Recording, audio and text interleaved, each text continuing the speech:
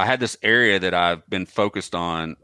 I've been casually scouting it and hunting it for a couple years, but it's extremely hard to get into. It's 2.5 hours to walk into it, and it's not super far. It's just really, really rugged. It's the deer I ended up harvesting was at 4,800 feet elevation, and how I was accessing this spot is you got to come up this waterfall drainage, or it's a creek drainage that goes up, and it's just straight up, which is one of my favorite ways to access the mountains, is to go up some really gnarly creek drainage, because everything is just channeled into it. Because this place is literally, there's rock walls 30, 40 feet in sections on the side. So you can it's not easy access because you're boulder hopping and dealing with all that crap, but it just allows you to get in there without really bumping a lot of deer. And once you get towards the top of it, there's one little bench that cuts across, that essentially deer are using to connect these two fingers, and on both fingers coming down, like midway, there's a lot of evergreens there, which aren't very common for us as much as they are for you. And I was like, man, that's good doe bedding. And right there, I've always seen some big rubs. So this year I was like, well, before I go on this hunt, I'm going to take an afternoon. I'm just going to run in and put some cameras in this area. I've never put cameras in there, but I've heard through the grapevine there's been some big deer killed in this area. One I know of was like 172, the other one was in the 160s. And I was like, it's so remote and rugged. It's a great place for a deer to get old. And I was like, I'm going to focus on that this year. So I went and dropped a regular camera in that first flat. And then up at the top, where it comes to the top of that drainage, there's a saddle right there. And all these terrain features just go into that saddle. And there's always a scrape right there on top, where that all comes together on top of that saddle. And I went in there, and that scrape wasn't quite opened up yet, but there were some big rubs that were fresh. And I opened that scrape up and put a cell cam on that, because even being as remote as it is, I guess it's so high that it gets cell reception in there. And so I went out of town, and I didn't have any cell service when I was out of state. And I was just so excited to get back and see what was on my cell cam. And then when I was leaving that hunt, as soon as I got reception, my phone just started going off with pictures, and I started looking, and I was like, oh, there was like 3 or 4 bucks using it. And there was one, it was a really good 8-point is what we thought. We had 1 or 2 pictures of him, because I share all my stuff with Jordan, my business partner. And I was like, man, that's going to be sweet. So my plan was to go in there and hunt it around Thanksgiving is when I was going to have the time. And we had some crappy weather, and then I got COVID. I came back from being out of state solo in a camp by myself, not coming in human contact. I get back from this trip and I get COVID, and don't know how, but I couldn't breathe. I attempted to go in there and hunt it one day and started the walk, and it's like, I just can't get in here. I don't have the lung capacity to do it. So I backed out. We got some crappy weather with some fog. And I could tell that it was really fogged in because I was getting my cell cam photos, and it was just socked in. But even though told my girlfriend, I was like, hey, I'm going to go hunt Thanksgiving Day. I had to be back. I told her I'd be back to cook dinner, everything we could do Thanksgiving. I'd be back around 12 or 1. And that's just the perfect recipe for setting yourself up to kill something, is like making these promises. And, but I started going in there, and it was a little warm, and it was still foggy. And I was like, you know what? I'm already committed to this. I'm going to at least get up here and check this camera that I haven't been able to check to see if there's anything on that. And then I'll make a decision if the fog's, going to release enough to where I feel I can get a good hunt in. And dude, the higher I went up, the worse the fog got. It got so bad in there, because this drainage is also choked in areas heavily with rhododendron, that if you get off just a little bit, you're screwed, and it's real steep. There's one spot in here that I got to essentially climb an 8-foot wall to get up around this waterfall, because you can't go around it because the rhodo is so thick. You have to be on your hands and knees. So you got to essentially technical climb this thing, and you get up there. And I was pissed off, dude, before I even got up there. I got turned around. My app I couldn't see anything. You know how when you're in that fog, you have your headlamp on, there's just, you don't see nothing. I couldn't see in this one section. I couldn't see 15 feet away from me.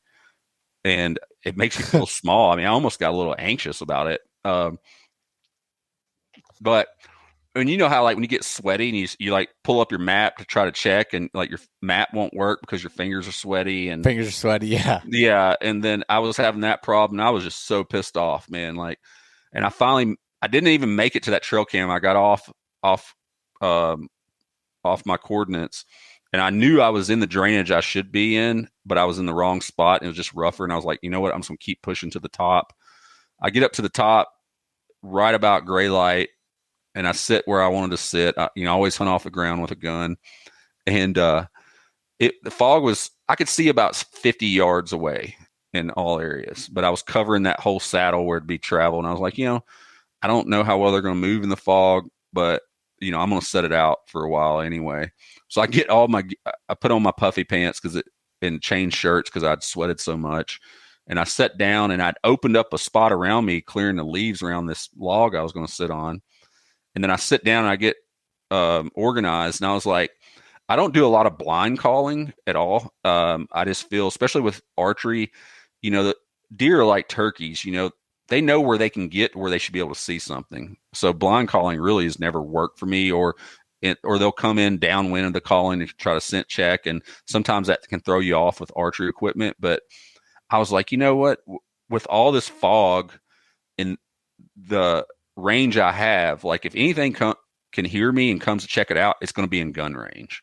So I was like, I'm going to let out a grunt. Like I let out, this long grunt and a couple like, brr, brr, brr. And then I kind of scraped some leaves with my foot. And I just sit there, just like, got settled in. And about 7 minutes later, I hear brr. And I was like, was that a buck?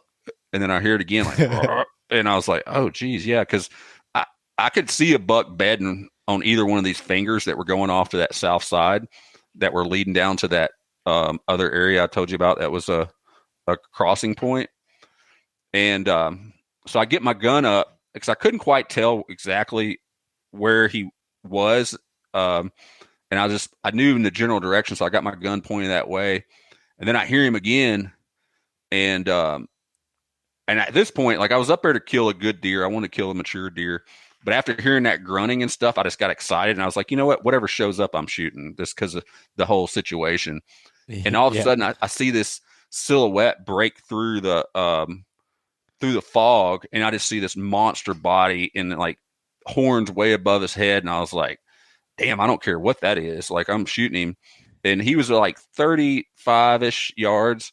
I shoot a 270. I put it right behind his shoulder, shot, and he never even missed a beat walking. He just kept walking. And I was like, damn, did I miss this damn thing?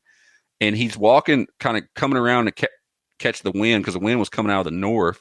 So he was circling around me, and he came through, and I shot him again at like 20 yards in the shoulder. And this time he like kind of bucked up a little bit, but kept walking. Yeah. And then he stopped at 15 with his head straight up. And I was like, dang. And I put it on him again. And here's the funny part, man.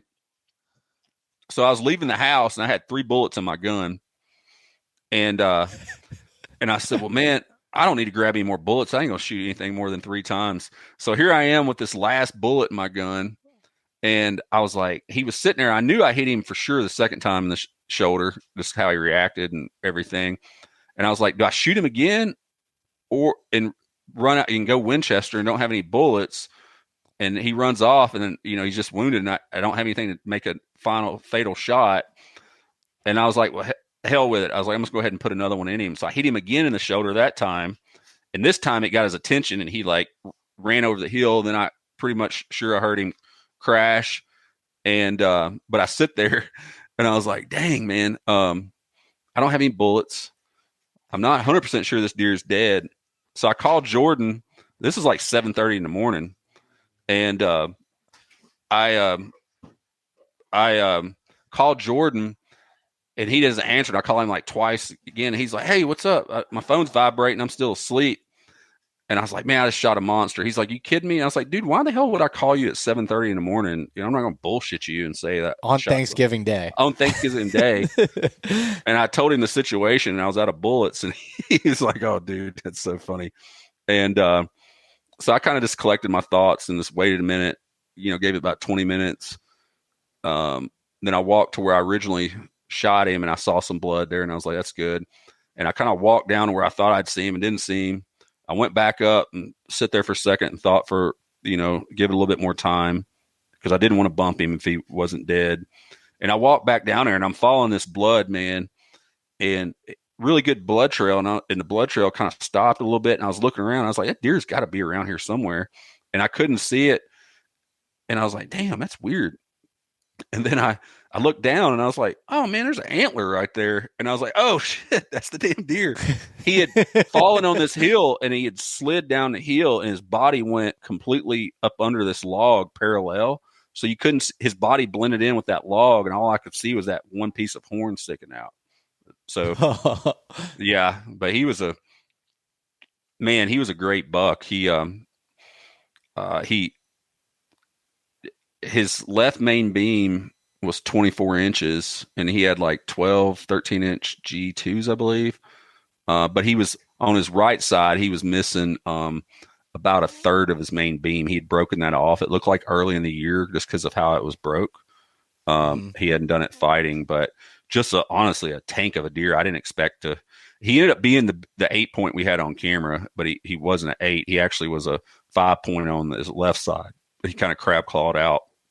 And then that right side was broken off. So, but just a stellar buck, man, like something I wouldn't have thought that I would have killed, like just going in like that. I mean, the body on that thing, I'm pretty sure he was pushing 250 before Oh my gosh. just I don't know. I'll remember that deer coming out of that fog for the rest of my life. It was pretty intense and just awesome experience. And then by that time, the fog had lifted too a little bit.